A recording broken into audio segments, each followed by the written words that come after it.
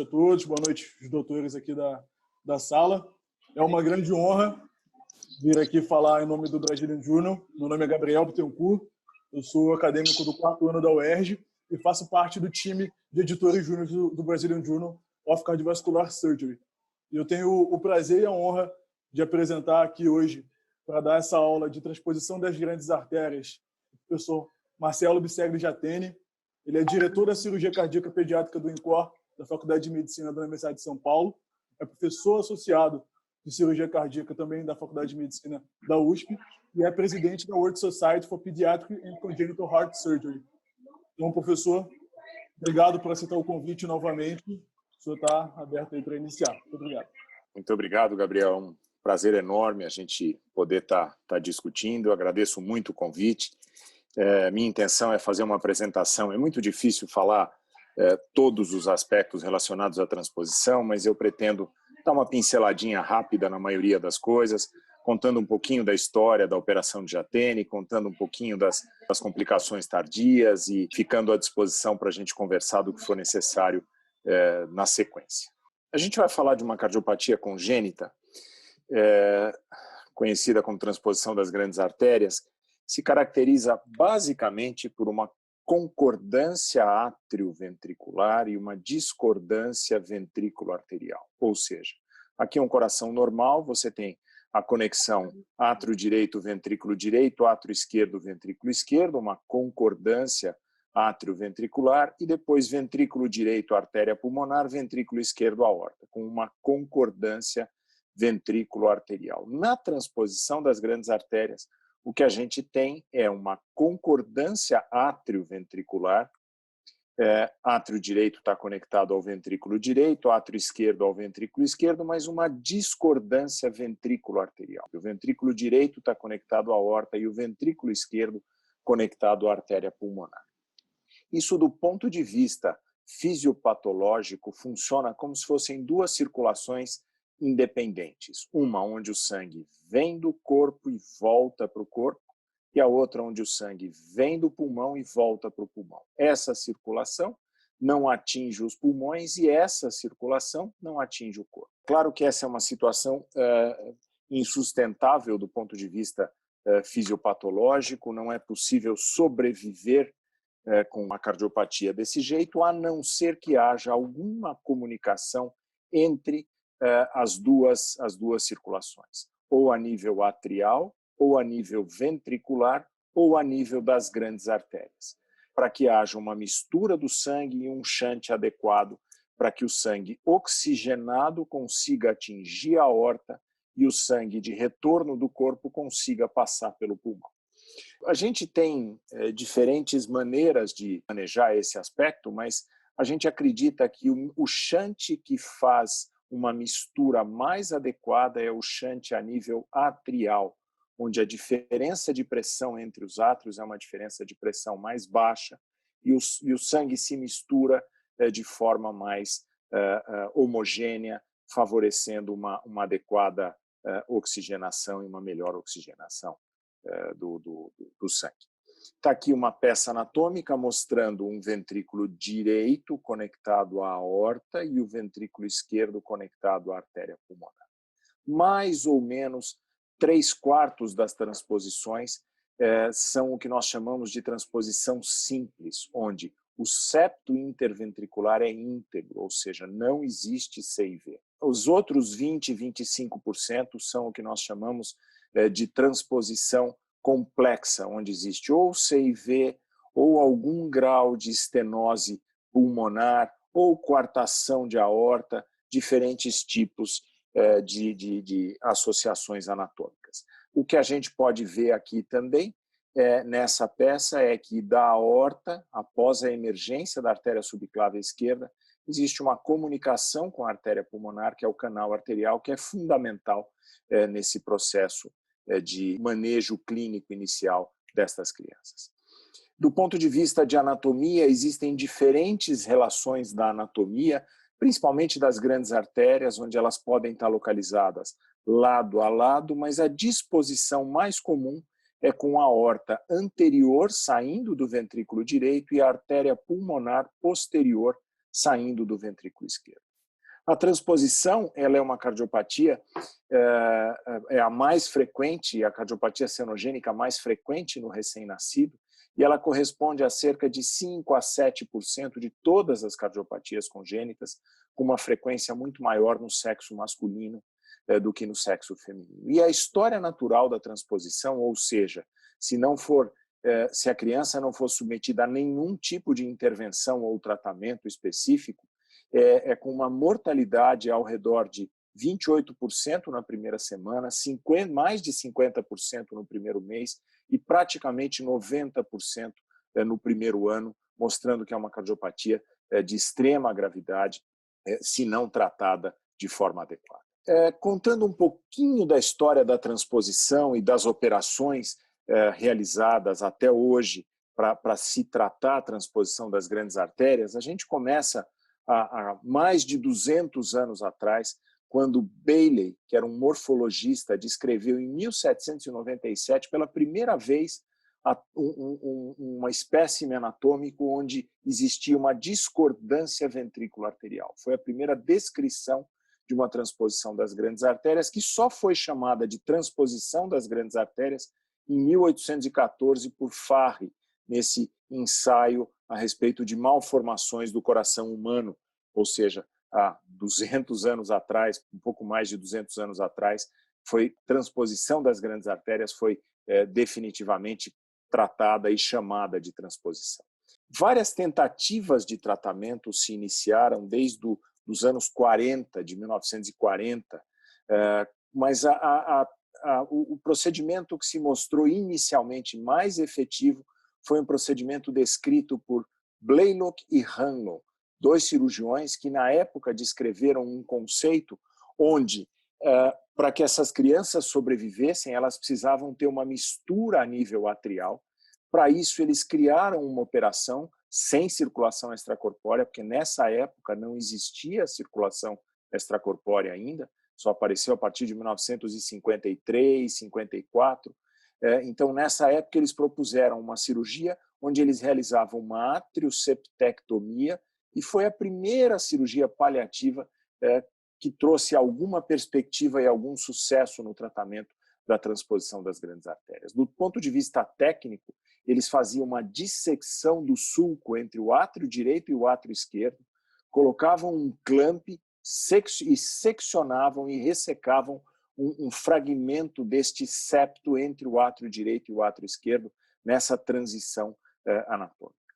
Depois, Lillehei e Varco, em 1953, começaram a pensar um pouco mais num conceito de uma correção a nível venosa, com shunts, com redirecionamento de sangue a nível venoso, mas em 1955, ainda na era pré-circulação extracorpórea, se tentou um procedimento descrito por Bates, onde ele fazia a conexão da veia cava inferior diretamente no átrio esquerdo e das veias pulmonares no átrio direito, fazendo com que o sangue da veia cava inferior fosse direcionado para o átrio esquerdo, ventrículo esquerdo e artéria pulmonar, e o sangue das veias pulmonares fosse direcionado para o átrio direito, ventrículo direito que estava conectado à aorta.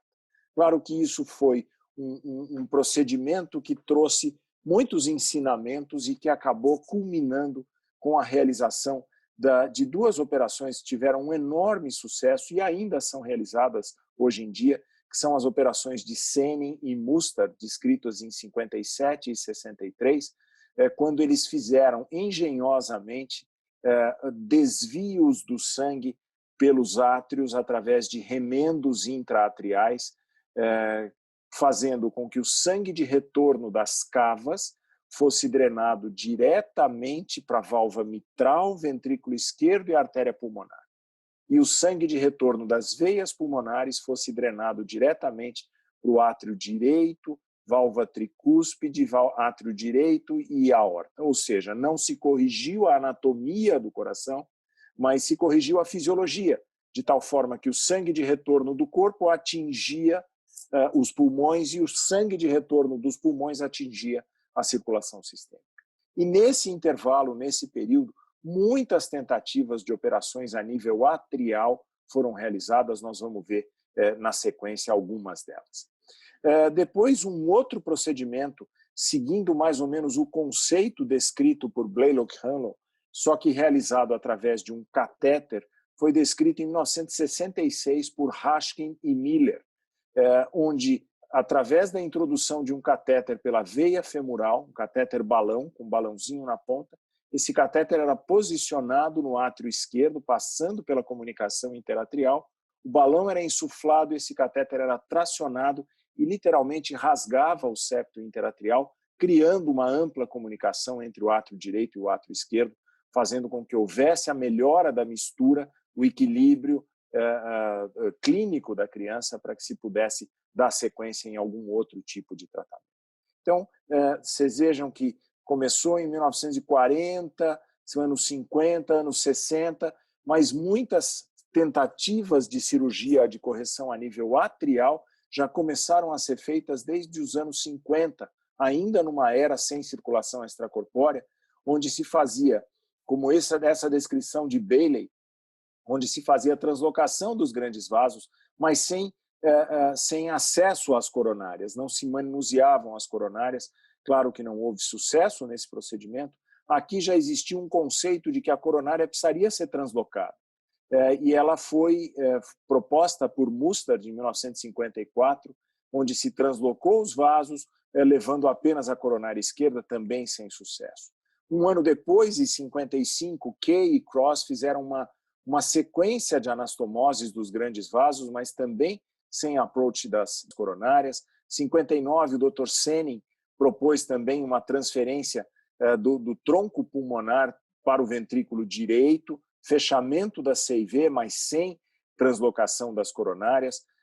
Em 61, Idris também fez uma proposta de translocação dos grandes vasos, translocando as coronárias com um anel aórtico contendo as coronárias. Se seccionava em 2 níveis a aorta, sendo que um dos níveis mantinha os ósteos coronarianos nesse anel, mas também não houve sucesso. Em 74, Balderman também fez uma transferência das coronárias com a aorta distal, translocando os grandes vasos. Vocês vejam que os conceitos foram se solidificando e os conceitos da troca dos vasos e da transferência das coronárias foram tentados muitas vezes nos 20 anos anteriores à descrição da operação realizada pelo Dr. Adib Jatene.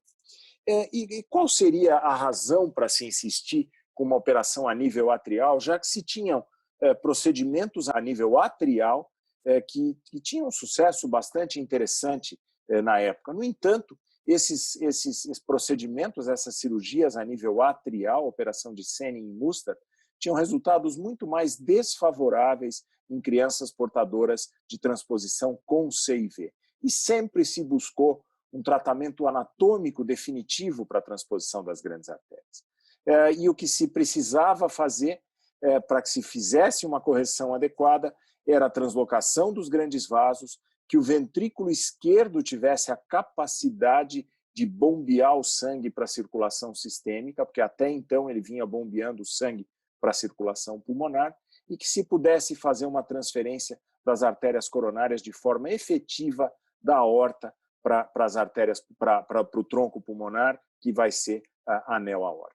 A partir da descrição do Dr. Adib Jatene em 1975, que acabou descrevendo um procedimento que constava da translocação das artérias, da troca dos vasos e da troca das coronárias. Nós já vamos entrar em um pouquinho mais de detalhe depois, mas para mostrar que, mesmo após a descrição da operação, uma série de contribuições foram realizadas no campo do tratamento da transposição.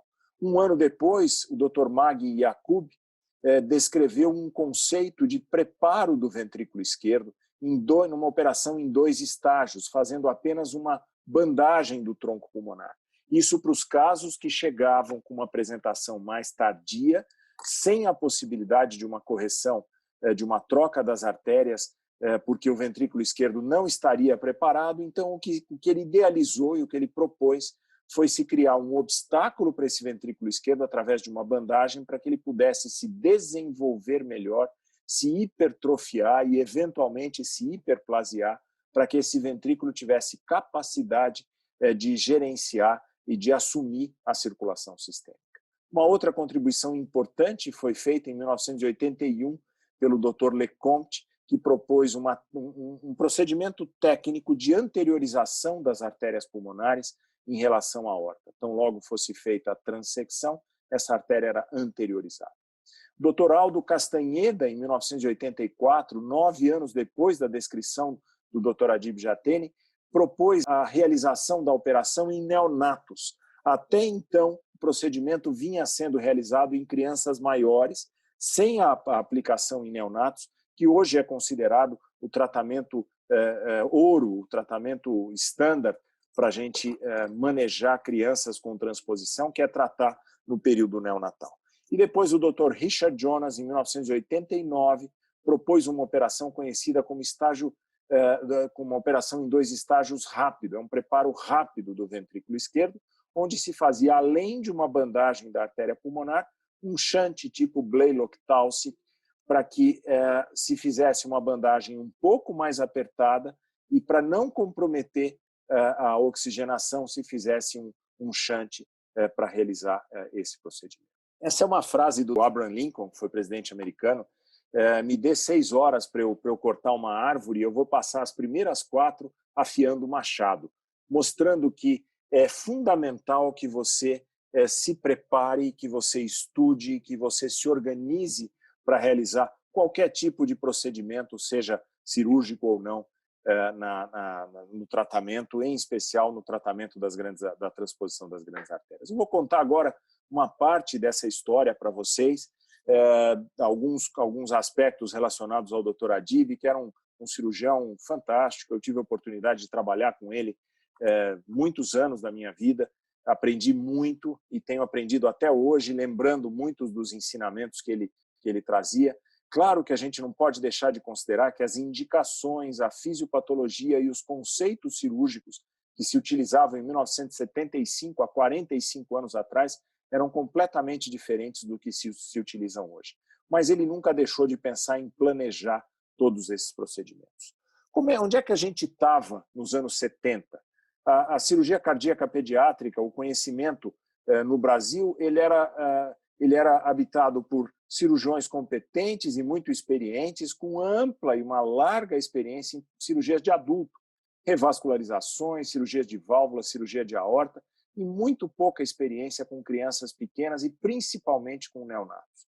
Além disso, eram procedimentos considerados de alto risco, porque a estrutura e a experiência nas unidades de terapia intensiva e nos hospitais também eram estruturas muito deficitárias em relação ao que nós temos hoje. Então, do ponto de vista de estudo, ele passou a estudar muitos corações normais. Então, ele pegava os corações normais, procurava entender a relação das grandes artérias com os anéis mitral e tricúspide. Então, ele começou a perceber que existiam muitas diferenças entre essas relações anatômicas. Esses são 2 corações normais, onde vocês percebam que a aorta está encaixada, nesse caso, bem no meio da tricúspide e da mitral. E aqui, vocês percebam que é um coração normal também, mas a aorta está deslocada completamente para a direita, em direção à válvula tricúspide, mostrando que existem relações muito diferentes, mesmo nos corações normais, que dirá os corações eventualmente portadores de transposição.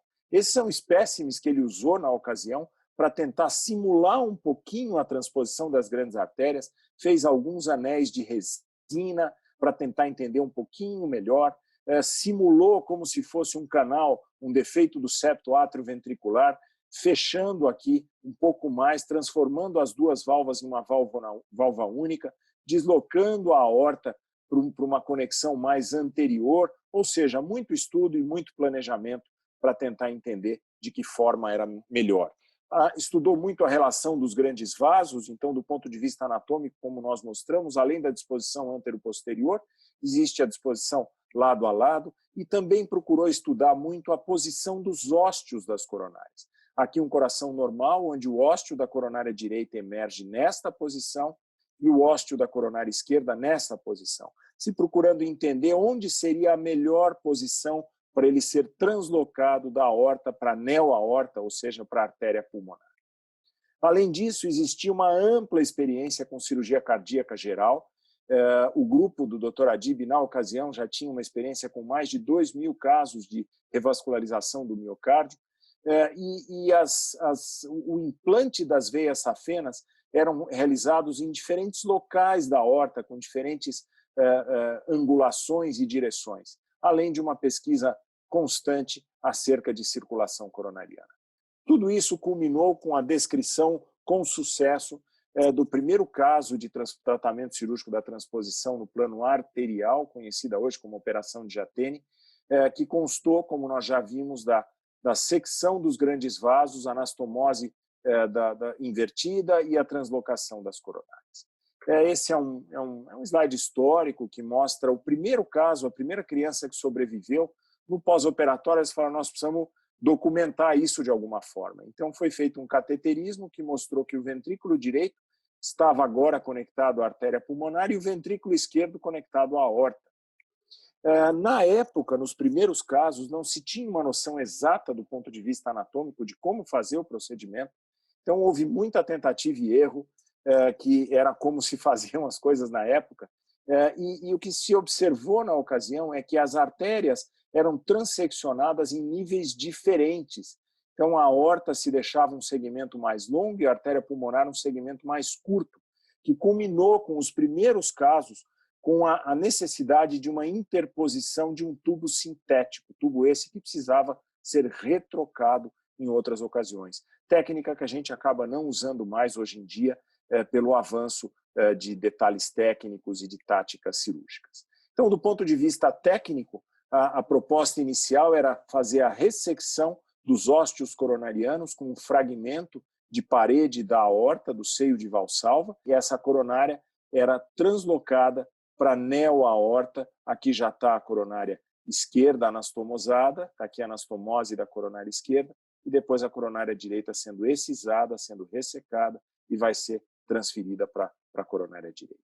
Um outro aspecto que precisou também envolver um grande aprendizado foi com relação às grandes artérias.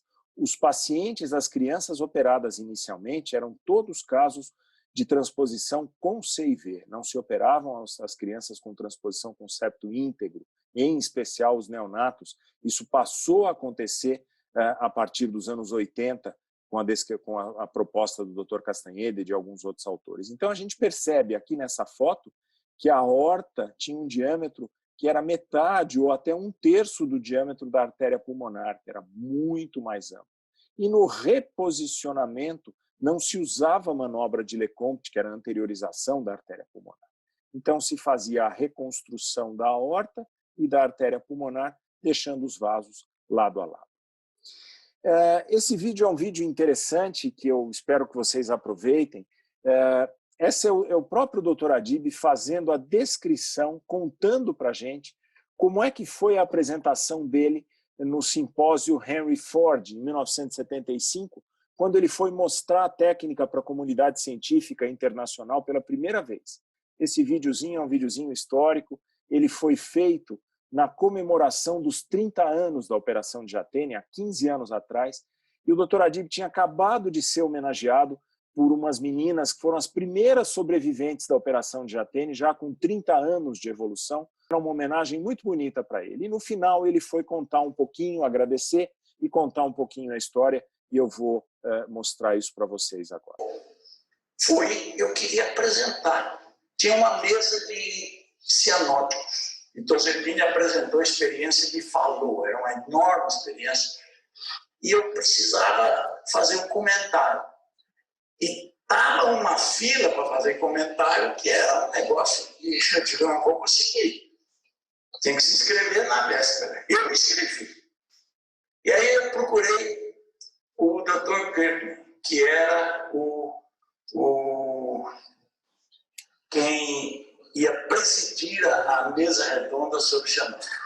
Eu disse, Dr. Kirkman, eu me inscrevi para fazer um comentário e é sobre isso aqui. Dei para ele essa palavra. Ele pegou, botou naquela pasta dele e disse, ok, deixa comigo. Não deu importância. Eu falei, não vou conseguir.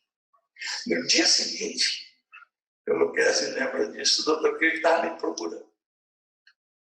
E me disse, eu vou te dar 2 minutos para você apresentar isso aí. Então, eu fiquei quieto, acabou mesmo. E teve um comentário, depois ele me chamou.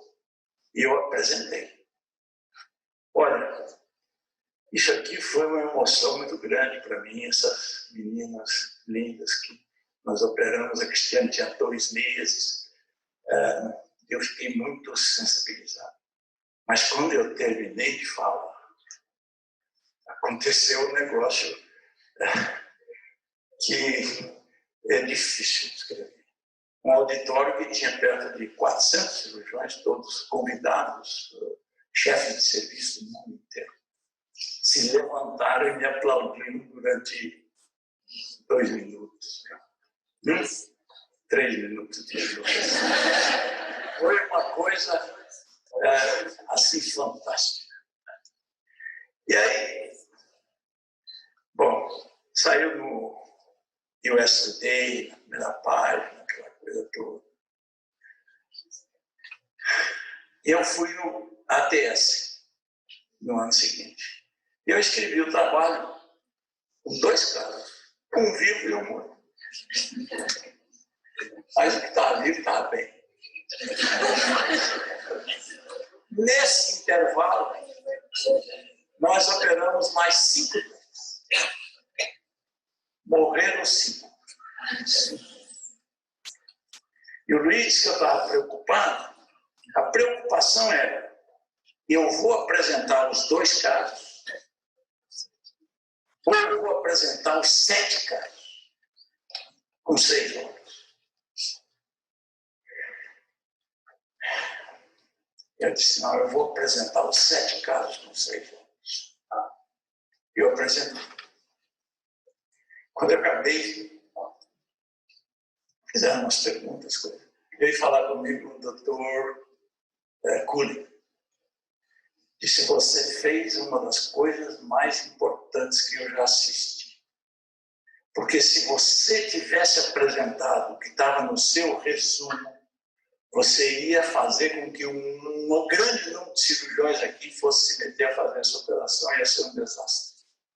Não é que essa sua atitude foi. E foi isso que me deu credibilidade. Interessante, porque não são os sucessos que dão a credibilidade, é a honestidade. É o jeito de ser honesto, intelectualmente honesto.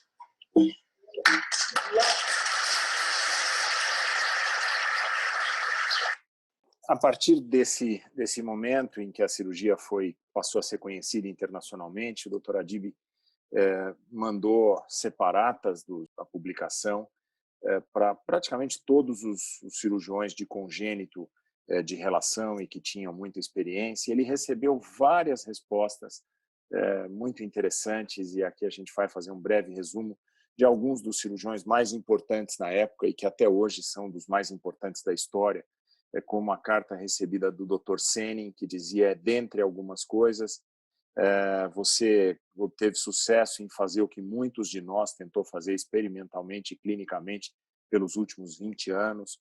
O Dr. Mustard disse, dentre outras coisas, você deve ser um belo de um cirurgião. O Dr. DeBakey disse que esse é um procedimento certamente muito engenhoso. O Dr. Cooley, que o Dr. Adib comentou há pouco, disse que essa operação vai se tornar a opção de escolha para a transposição das grandes artérias. Isso em 1975, poucas semanas depois dele ter apresentado a experiência. O Dr. Ross disse que ele ofereceu um estímulo para milhares de nós, cirurgiões, ao redor do mundo. O próprio Dr. Castanheda disse que você fez uma contribuição épica e eletrificou o mundo cirúrgico com esse procedimento. O próprio Dr. Kirkling disse, logo após a apresentação, como um comentário final, que devem existir alguns problemas. Será que essas anastomoses vão crescer de forma apropriada? Será que a cirurgia pode ser feita de forma reprodutível?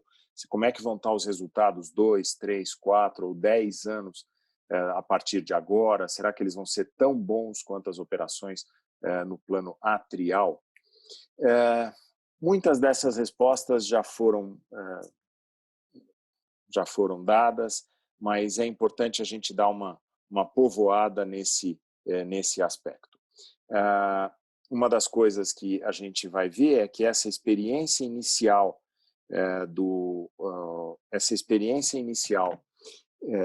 descrita pelo Dr. Adib mostrava que o número de casos no início da experiência, está aqui em 1975, 76 e por aí para frente, tinha uma altíssima mortalidade, chegando a mais de 50%, 60% dos casos, e nos primeiros 7 casos com 6 óbitos.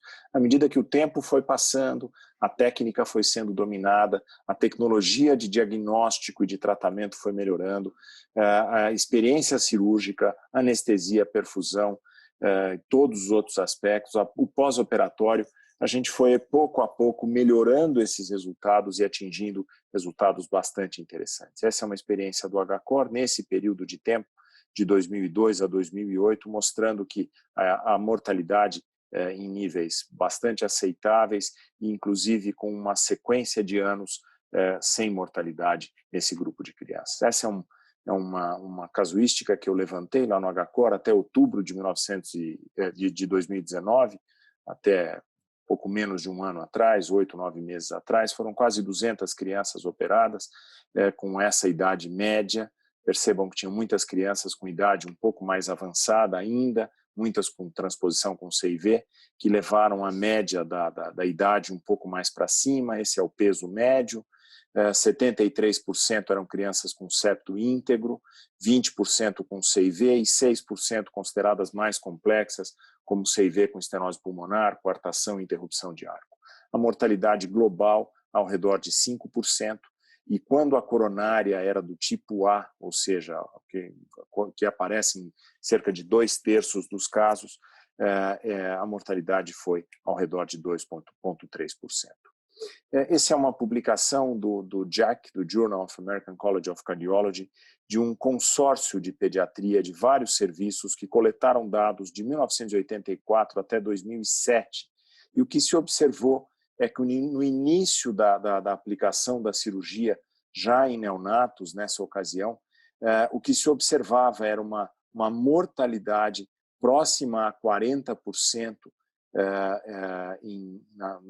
nesse consórcio, às vezes superior a entre 40% e 50%, e um número pequeno de casos. À medida que os anos foram passando, o número de casos foi aumentando de forma consistente, e a mortalidade, tanto hospitalar quanto em 30 dias, foi diminuindo também de forma consistente, chegando no final dessa experiência com mortalidade ao redor de 2,5% a 3% global na maioria dos serviços. A gente não pode deixar de considerar que a operação ela não está isenta de problemas e de complicações. Dentre as principais complicações, nós temos complicações tanto do lado direito do coração como do lado esquerdo.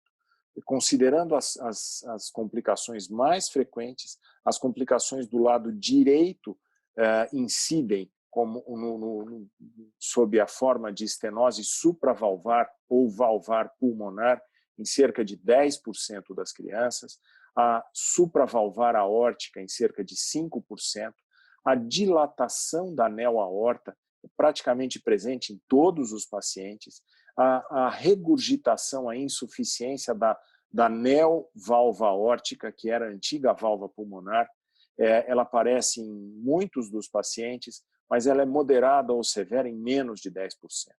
Oclusão assintomática de coronária em cerca de 2% a 7%, morte súbita em menos de 1%, arritmias de 2% a 10%, e dissecção de aorta, ruptura ou ocorrência de aneurismas de aorta ainda é um desconhecido, mas os casos vêm sendo pouco a pouco demonstrados.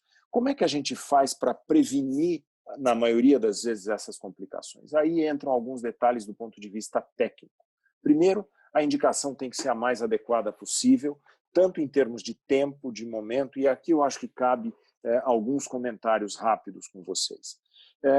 Todos nós, qualquer bebê, qualquer criança, quando nasce, tem a massa e a pressão do ventrículo direito igual à do ventrículo esquerdo. O que faz com que a gente desenvolva um ventrículo esquerdo mais forte, que trabalhe com uma pressão maior, e um ventrículo direito com pressão menor, é a resistência contra quem ele tem que trabalhar. Na transposição, é o oposto do coração normal. O ventrículo que trabalha mais, com pressão mais alta, é o direito. O esquerdo vai trabalhar menos, porque vai ser um ventrículo subpulmonar. O fato bom é que nos primeiros 15 dias, às vezes até 20 dias, por conta da persistência do padrão fetal e por conta da pressão alta no pulmão, logo ao nascimento, o ventrículo esquerdo ainda tem condição de assumir a circulação sistêmica. Então, a indicação costuma ser realizada, desde que a criança tenha realizado, tenha feito o diagnóstico ou no pré-natal ou logo ao nascimento, a indicação da correção da transposição das grandes artérias, normalmente realizada com tranquilidade nos primeiros 15 dias de vida. A nossa preferência é na primeira semana e, de preferência, nos primeiros 2 a 4 dias de vida, em especial nos casos onde nascem na própria instituição onde a criança vai ser operada. Do ponto de vista técnico, é uma cirurgia que precisa ser muito criteriosa. Tem que ser feita uma extensiva dissecção dos grandes vasos, da artéria pulmonar direita e da artéria pulmonar esquerda. Tem que se evitar que a anel aorta fique muito longa para evitar a compressão da artéria pulmonar. Muito cuidado com a translocação das artérias coronárias, e aí, do ponto de vista técnico, existem 2 técnicas básicas para translocar as coronárias. Uma é com a anel aorta já reconstruída e pressurizada, e a outra, que seria a fechada, e a outra é a aberta, onde ainda não se reconstruiu a anel aorta e se faz a translocação das coronárias antes da reconstrução. E a reconstrução da anel artéria pulmonar também deve ser feita com o máximo de critério e com a utilização de remendos apropriados. E, claro, uma sequência no acompanhamento e na evolução dessas crianças. Tentando exemplificar um pouquinho do ponto de vista técnico, aqui é uma criança com transposição, está aqui a aorta anterior conectada ao ventrículo direito, e o que está sendo pulmonar posterior, o que está sendo feito agora, após a secção do canal arterial, está aqui o canal seccionado, se faz uma extensiva dissecção das artérias pulmonares, tanto esquerda como a direita, porque essa artéria vai ser mobilizada e vai ser posicionada numa posição anterior através da manobra de Lecomte. Então, essa extensiva dissecção é muito importante que seja realizada durante o processo de preparo do coração.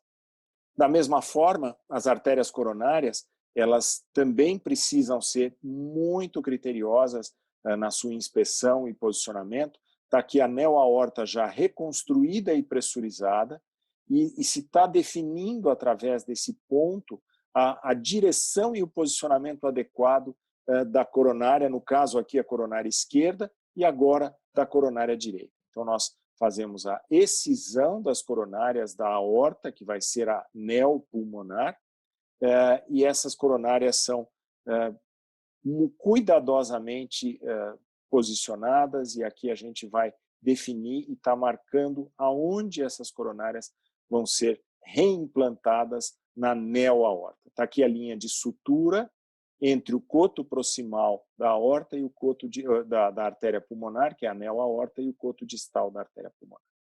Então, agora se procede, após a definição do melhor local, se faz o clampeamento da aorta e se faz a abertura do local onde vai ser feita a anastomose. A estenose supravalvar pulmonar pode ter alguns problemas. Um desses problemas é que existem mecanismos para que ela se desenvolva. Uma delas é a retração da sutura. A sutura da anel pulmonar pode retrair. Ela pode, durante o processo de cicatrização, retrair e provocar uma estenose na anastomose. Ou os remendos, o PET que se utiliza, também pode pode sofrer um processo de retração. Isso era muito frequente quando se utilizava pericárdio bovino nos casos iniciais, e esse remendo ele retraía e provocando uma estenose. Ou, eventualmente, quando existe uma compressão da anel pulmonar pela anel aorta, partindo do pressuposto que a anel pulmonar vai ficar numa posição anterior, vai ficar na frente da anel aorta. Se essa anel aorta é reconstruída muito longa, ela vai comprimir de trás para frente a anel pulmonar, trazendo algumas consequências que a gente já vai ver na sequência. Nós temos que evitar tensão excessiva e tração das artérias pulmonares, por isso aquele aspecto que eu mostrei para vocês de liberar completamente as artérias pulmonares é muito importante, e se evitar, claro, o uso de condutos para reconstruir a anel pulmonar.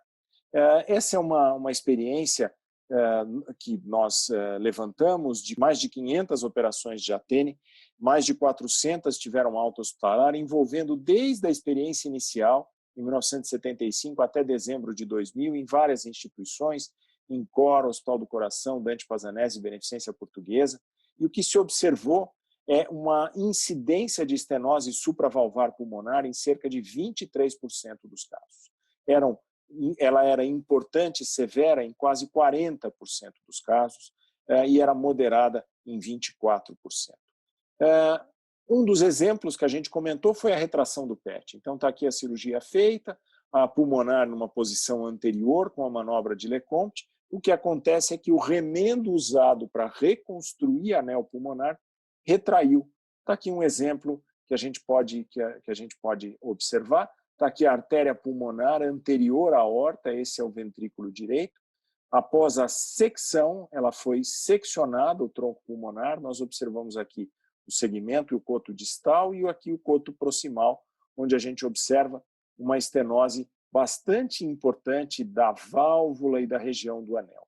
Após a excisão e a ressecção e a retirada dos remendos que foram utilizados para reconstruir a anel pulmonar, o que se pôde observar é que a válvula era de tamanho adequado e o anel era de tamanho adequado. E o problema estava na retração dos seios de valsalva pelos remendos que foram utilizados na primeira cirurgia. Isso acabou, claro, modificando a técnica na maioria dos serviços, passando a utilizar remendos simples ou duplos de pericárdio autólogo fresco, fazendo uma reconstrução ampla da anel pulmonar a partir do momento em que se faz a excisão e a ressecção das coronárias. A gente observou nessa casuística, que foi publicada em 2008, que estavam livres de reoperação, considerando o diagnóstico de estenose supravalvar pulmonar, 2/3 dos pacientes, 1/3 já havia necessitado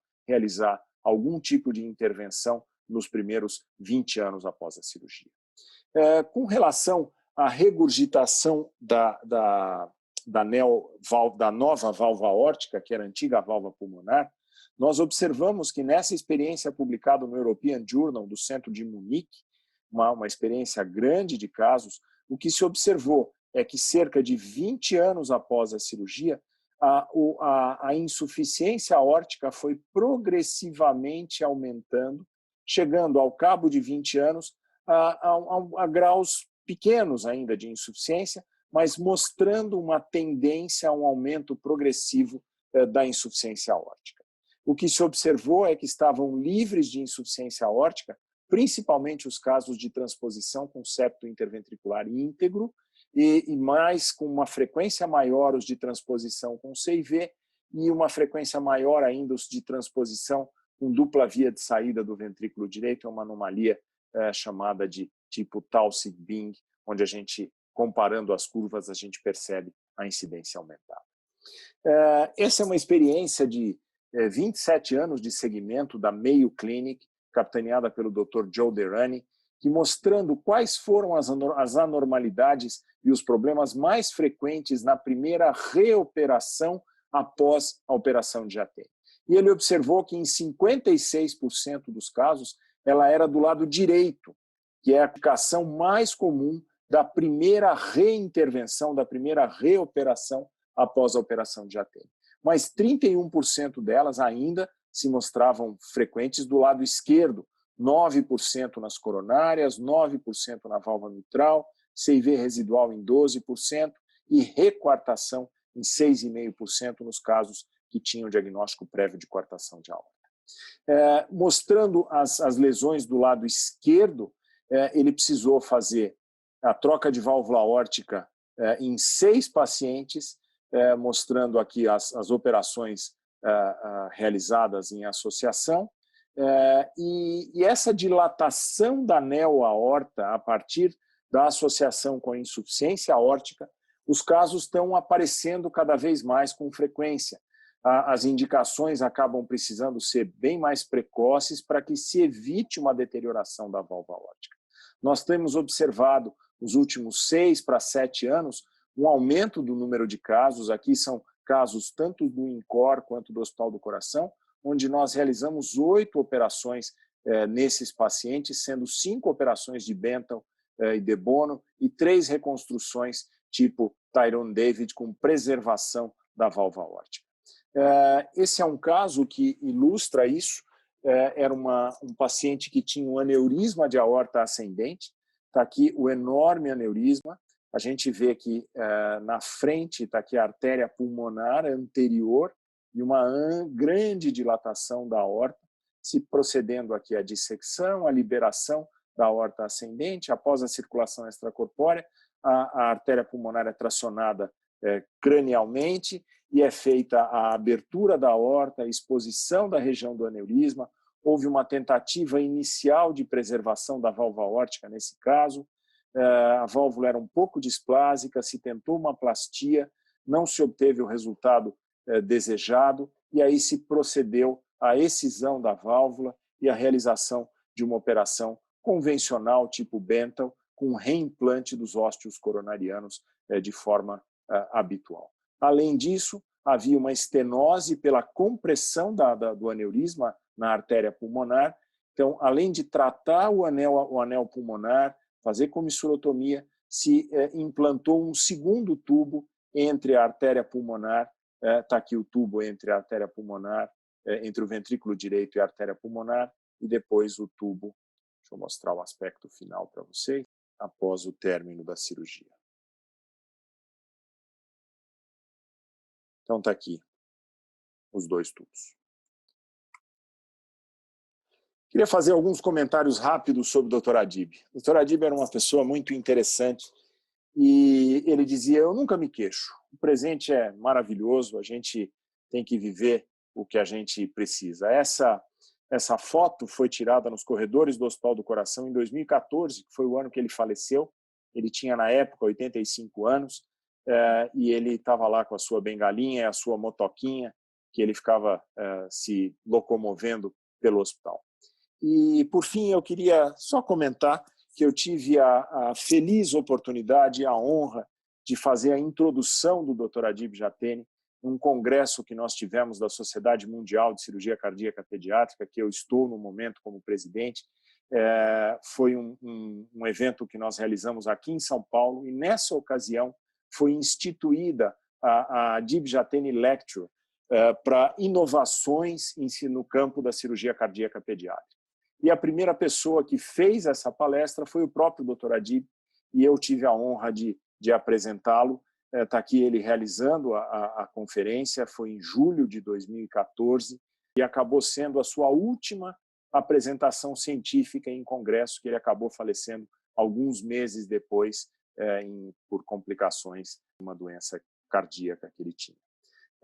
Está aqui a plateia de quase 700 cirurgiões, cardiopediatras e outros profissionais, alguns estudantes. Muitos de vocês talvez estiveram presentes ou souberam desse evento, e ele foi efusivamente aplaudido no final, recebeu uma justa homenagem de toda a comunidade científica de cirurgia cardíaca pediátrica internacional. Claro que não chegou aos pés da emoção que ele sentiu quando apresentou pela primeira vez, mas eu acho que isso acabou sendo muito importante para ele, principalmente para todos nós.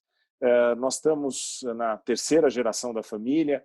Está aqui o Dr. Adib, estou eu, minha irmã Ieda, o Fábio não estava nesse evento, e está aqui a outra geração, que seria A Natália, minha filha, é cardiopediatra, o Otávio é residente de cirurgia cardíaca, o Júlio é meu genro, ele é anestesista, a Bia, minha esposa, é enfermeira, ou seja, está todo mundo tentando trilhar os caminhos e tentando se esforçar ao máximo para tentar fazer o melhor. Por ocasião do seu falecimento, os doutores Marshall Jacobs e Christo Chervenkov escreveram um editorial no World Journal for Pediatric and Congenital Heart Surgery, que foi muito interessante e foi muito bem-vindo. Ele dizia que, eu vou ler em inglês, if I have seen further by standing on the shoulders of giants, while the metaphor is much used, it's difficult for any congenital heart surgeon to think of shoulders broader, more robust, or more welcoming than those of Professor Jatene. Ele realmente teve uma homenagem muito sincera de todos eles. Muito obrigado, eu acho que era isso que eu tinha a mostrar para vocês. E eu estou à disposição, Davi, Gabriel, Léo, para qualquer outro comentário que a gente precise fazer. Muito obrigado, professor. Muito legal a aula. É ao mesmo tempo extremamente científica, extremamente técnica e extremamente emocionante, né? Ela tem altos e baixos, assim. Recebi algumas mensagens assim de pessoas realmente emocionadas, assim. Uma das primeiras perguntas aqui que a gente já tem vem da Natália, que é faz pesquisa lá no ICOL, uma das colaboradoras também lá do blog do Brazilian Journal, e ela pergunta se para a transposição de grandes artérias ainda há espaço para a operação de Senning e Muster. Eu acho que sim. Se eu tiver que responder sim ou não, claro, eu acho que sim. A gente não pode deixar de considerar que a operação de Senning ou Muster num país como o nosso ainda tem que ser uma realidade, em especial para casos que são encaminhados tardiamente ou, eventualmente, casos em que a gente tem algum imprevisto durante o período intraoperatório. Eventualmente, alguma anatomia coronariana muito desfavorável, onde o cirurgião não se sente seguro ou calcula que o risco cirúrgico vai ser muito grande para realizar a translocação das coronárias. Eu acho que deixar essa criança em evolução para fazer um Senning mais para frente é uma conduta muito acertada. A gente tem uma experiência ainda de cerca de 1 a 2 casos por ano com operações de Senning. A gente prefere o Senning do que o Muster. Eu, pessoalmente, não tenho muita experiência com o Muster, tenho mais experiência com o Senning. Então, eu acho que se for para responder sim ou não, se existe espaço, ainda existe espaço, com certeza, mas claro que é um espaço cada vez menor e vem sendo realizado muito menos do que se realizava no passado. A gente tem mais uma pergunta. Bias, ele quer saber qual a experiência do uso de Gore-Tex ao invés de pericárdio autólogo. Eu acho que o Gore-Tex é um tipo de remendo que a gente usa em diferentes procedimentos cirúrgicos. Eu não consideraria que seria o melhor remendo para a gente usar na operação de Jatene para reconstruir as artérias pulmonares. Acho que o pericárdio autólogo fresco se presta muito bem para isso. Todas as crianças a gente consegue colher fragmentos de pericárdio na hora da operação, mas se por uma obra do destino não é possível se utilizar pericárdio autólogo, eu talvez ainda preferisse a utilização de um pericárdio bovino fino. Não é a minha escolha, há mais de 20 anos eu não uso pericárdio bovino, mais 25 anos, mas não seria o Gore-Tex. Existe a membraninha de Gore-Tex mais fininha, que é a membraninha de 0,1 milímetros de espessura, que eventualmente pode ser usada, mas precisa de um fiozinho especial, ela sangra com muita frequência. Para ficar em território onde existe algum grau de pressão, não seria o ideal. Então, eu acho que usar o Gore-Tex com essa finalidade para reconstruir as artérias pulmonares não seria a opção de escolha que a gente tem. Legal, professor. Obrigado. Eu não sei se o Léo quer fazer alguma consideração. Quero elogiar mais uma vez a aula de hoje. A gente trabalha todo dia junto, convive todo dia junto e sempre é uma honra assistir. Esse vídeo eu já assisti tantas vezes, eu que ajudei aí, professor Marcelo, a gente a botar as legendas em inglês, já assisti esse vídeo umas centenas de vezes. É sempre emocionante porque faz parte da nossa história e é muito legal e tudo. Acho que o Marcelo trouxe toda a história e detalhes técnicos. Eu acho que vocês devem ter aproveitado muito. Eu aproveitei muito, apesar de talvez ter conhecido os slides, mas é sempre interessante assistir e agradecer. Aí foi bem bacana. Comentário aqui, Davi. Eu vi aqui Claro. no bate-papo que tem aqui uma moça que eu não estou localizando, chamada Marcela, que realizou a cirurgia há 20 anos, dizendo que agradece muito ao meu pai, ao doutor Adib, a mim. Eu é que agradeço você estar compartilhando isso com a gente, poder estar aqui, podendo mostrar para nós que as coisas estão caminhando e você está tocando a sua vida para frente. Foi muito legal ter visto isso também. Conseguiu ampliar um pouquinho o público, tem não só estudantes de medicina, mas também tem pacientes, mães de pacientes, o pessoal sempre manda algumas mensagens legais. Que bom, que bom. E outra presença ilustre aqui é do professor Fiorelli. Ele parabeniza pela aula e gostaria de perguntar qual o período ideal para a indicação da operação de atênio neonato e quando é que ela deve ser contraindicada. E reforçando aquele conceito, eu acho que a indicação ideal para a operação de Atene, mesmo em transposição com CIV ou com septo íntegro, a gente considera que seria nos primeiros 15 dias de vida. De preferência na primeira semana, e como eu disse, a gente tem feito, eu diria que quase 100% dos casos nos primeiros 2 a 4 dias de vida, que a gente considera que é um momento adequado, a criança sai daquela fase inicial de persistência de padrão fetal, tem 12, 24, 36, 48 horas, enfim, para que as coisas se equilibrem um pouquinho mais. Se ela precisar fazer um procedimento de Hashkin para abrir o septo, a gente costuma esperar um dia a mais para realizar o procedimento. Então, ao redor de 2 a 4 dias, eu acho que seria o momento ideal. Reforçando o que a gente comentou, a gente tem, nos primeiros 15 dias de vida, tranquilidade para realizar o procedimento, porque o ventrículo esquerdo ele consegue assumir a circulação sistêmica. Passou desse período, é claro que não existe uma data mágica para você dizer, com até 14 dias, 23 horas, 59 minutos, a gente pode, com 14, com 15 não pode, não é assim que funciona. A gente já fez cirurgias de crianças com transposição com septo íntegro, com mais de 45 dias de vida, tendo a consciência e o conhecimento de que são ventrículos que podem sofrer algum processo de disfunção inicial e não tolerar, num primeiro momento, a circulação sistêmica. Para isso, a gente precisa de um diagnóstico pré-operatório muito bem feito, a gente precisa de um eco muito bem feito, que nos mostre que o ventrículo esquerdo ainda tem massa suficiente e pressão suficiente para assumir a pressão sistêmica. E isso a gente consegue ver com 2 aspectos. Em geral, crianças com canal arterial maior têm um shunt maior e uma pré-carga maior para o ventrículo esquerdo do que habitualmente, fazendo com que esse ventrículo fique pelo menos preparado do ponto de vista diastólico.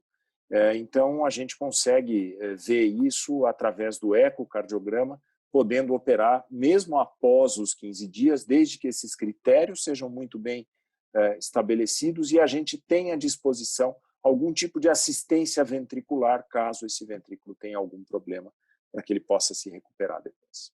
Próxima pergunta é da Natália, novamente, passa um pouco pelo que o senhor acabou de explicar.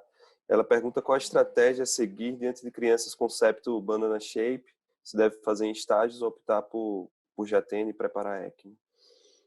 Eu acho que o banana shape, esclarecendo assim para todos, né, que eu acho que todo mundo sabe, mas só para a gente reforçar, é quando a pressão do ventrículo direito é muito maior que a pressão do ventrículo esquerdo e na hora da sístole, o septo interventricular se desloca da direita para a esquerda, do ventrículo direito para o ventrículo esquerdo, fazendo com que ele assuma um formato de banana, por isso chama de banana shape.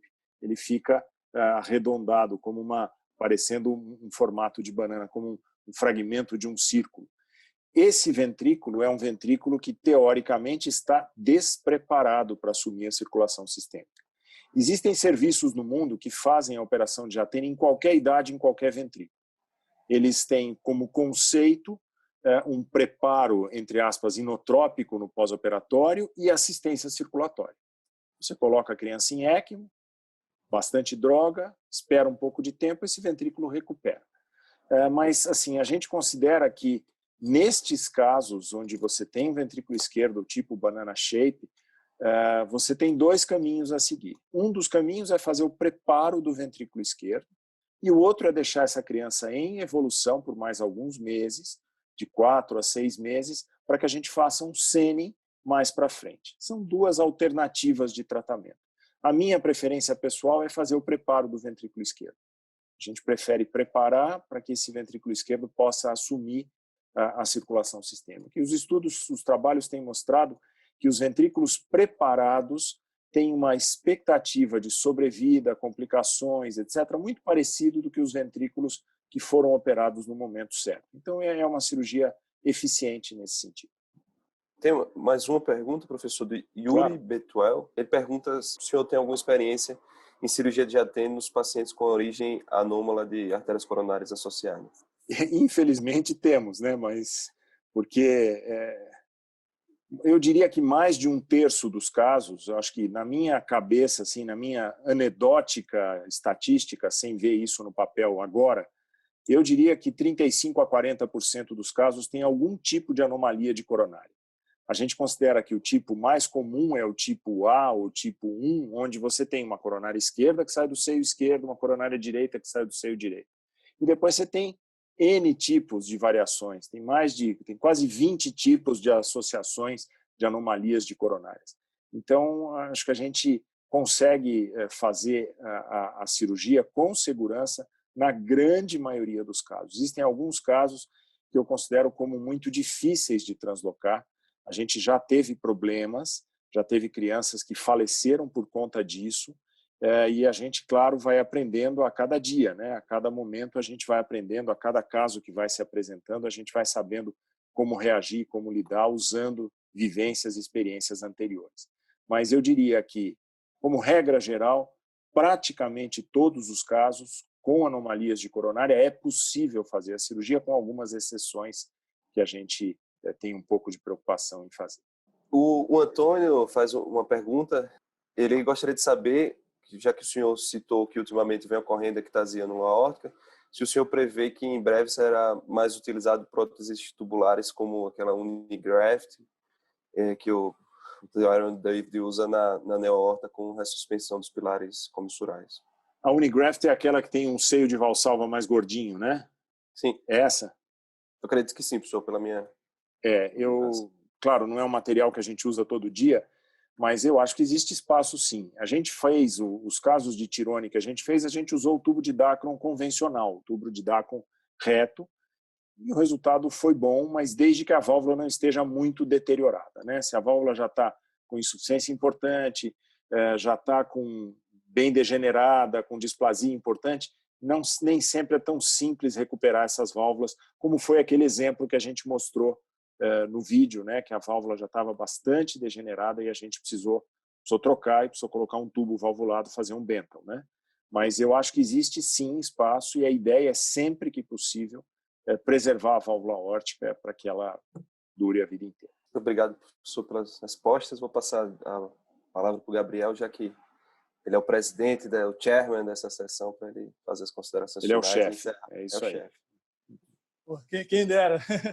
Gente, muito obrigado a todos, né? Agradecer ao professor Leonardo Miana, doutor Davi, a Camila, o professor Marcelo Giateni pela brilhante aula, que essa aula eu tive a oportunidade de assistir já uma vez e continua maravilhosa, continua, como o Davi bem falou, unindo técnica, ciência e paixão mesmo, assim. Então, durante a aula, recebi o tempo todo mensagem de gente emocionada mesmo com toda a história, com tudo. Então, parabéns, professor, muito obrigado. A gente chegou aqui ao máximo de 129 pessoas assistindo ao mesmo tempo, então foi bastante produtivo, bastante emocionante e só tenho agradecimento, professores, a todos os senhores, doutor Davi, professor Miana, professor Giateni. Muito obrigado a todo mundo que participou. Uma boa noite a todos aí. Se o senhor quiser fazer alguma consideração? Não, eu faço as minhas palavras de vocês. É claro que cada apresentação que a gente faz, a gente procura sempre mudar alguma coisa, incluir alguma coisa, comentar de alguma forma diferente algum aspecto, mas Eu sempre gosto de mostrar esse vídeo do Dr. Adib, primeiro para matar a saudade dele, né? Sempre bom ouvir a voz dele, vê-lo atuando e muito ativo na época que ele estava. É uma sensação muito boa da gente ter. E segundo, eu acho que o ensinamento que ele traz no que ele disse. Quer dizer, hoje em dia é impensável que alguém se exponha num congresso como a ATS, com uma plateia de milhares de cirurgiões no mundo, e mostrar um resultado. Claro, outros tempos, nós estamos falando de 45 anos atrás, mas hoje é impensável que alguém apresente alguma técnica cirúrgica com 90% de mortalidade e isso ainda venha como uma coisa que precisa ser implementada e melhorada, mostrando que a honestidade intelectual, eu acho que é tudo no que a gente faz. A gente precisa ter técnica, a gente precisa ter parceria, a gente precisa ter bons tutores, a gente precisa ter treinamento, precisa ter uma residência boa, precisa operar, precisa fazer tudo. Mas se você não tiver alguns conceitos básicos para você nortear a tua vida e nortear a tua carreira, você vai tropeçar muito mais do que você imagina nesse processo e nesse caminho todo. Eu acho que esse é um ensinamento que a gente podia guardar e por isso que eu faço questão de mostrar e apresentar, e vou mostrar tantas outras vezes quanto a gente precisar. Tá bom? Mas eu que agradeço muito a oportunidade, é sempre bom a gente estar aqui conversando e discutindo. Obrigado. Perfeito. Eu tenho certeza que todo mundo aqui saiu muito engrandecido, tanto tecnicamente quanto pessoalmente, assim, de tudo isso. Se o professor Miana quiser falar alguma coisa, doutor Davi. Só agradecer e parabenizar. Gostei muito do nível das perguntas. O pessoal que participou foi bem bacana. Parabéns pela organização. O Brasil só engrandece o Brasília Júnior. Eu fico bastante satisfeito. Obrigado, professor Marcelo, Gabriel, Davi, todo mundo. Feliz. É recorde nosso de público e de crítica. Então, vamos encerrar assim por cima. Obrigadão. Um abraço a todos. Obrigado, gente. Obrigado, gente. Boa noite. Boa noite para todos.